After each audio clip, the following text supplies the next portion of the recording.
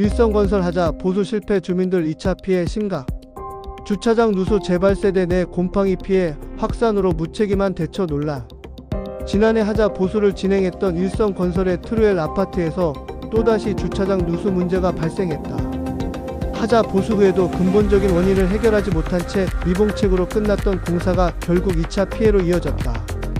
2025년 3월 3일 해당 아파트 주차장에서는 대규모 누수 사태가 재발했다.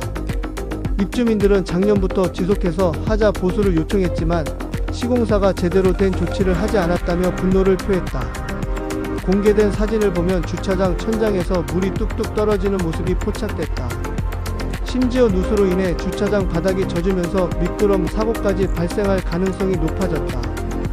이처럼 입주민들의 안전과 재산이 심각한 위협을 받고 있음에도 불구하고 시공사 측은 여전히 책임 회피에 급급한 모습이다.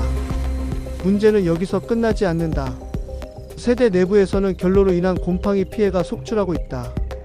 벽과 창틀 곳곳에서 곰팡이가 피어오르면서 실내 공기 질이 악화되고 호흡기 질환을 유발할 수 있는 환경이 조성되고 있다. 한 입주민은 겨울철 창문을 닫으면 습기가 차고 벽면이 축축해져 곰팡이가 생긴다며 매일 곰팡이를 닦아내도 몇 주 지나면 다시 생긴다고 토로했다. 일성건설 하자 보수 약속했지만 결국 반복되는 문제. 이번 사태는 일성건설이 하자 보수를 약속하고도 실질적인 문제 해결을 하지 않았다는 점에서 더욱 심각하다. 이미 지난해 하자 문제로 인해 주민들의 불만이 커졌음에도 불구하고 시공사는 일시적인 조치만 하고 근본적인 원인을 해결하지 못한 채 문제를 방치한 것이다. 전문가들은 근본적인 방수 공사와 환기 시스템 개선이 필요하다며 이와 같은 문제를 방치하면 입주민 건강과 안전에 돌이킬 수 없는 피해를 초래할 수 있다고 지적했다. 주차장 누수 재발 지난해 보수는 미봉책이었나?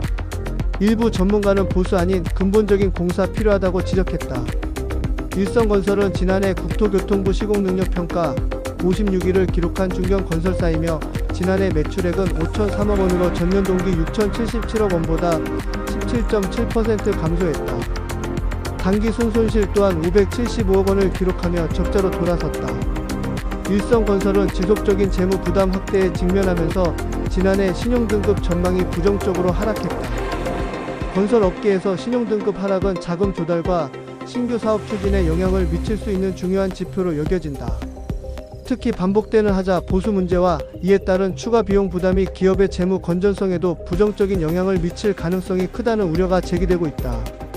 일성건설은 반복되는 하자 문제에 대해 어떤 대책을 내놓을 것인지, 입주민들의 불안을 해소할 수 있는 실질적인 조치를 마련할 것인지 귀추가 주목된다.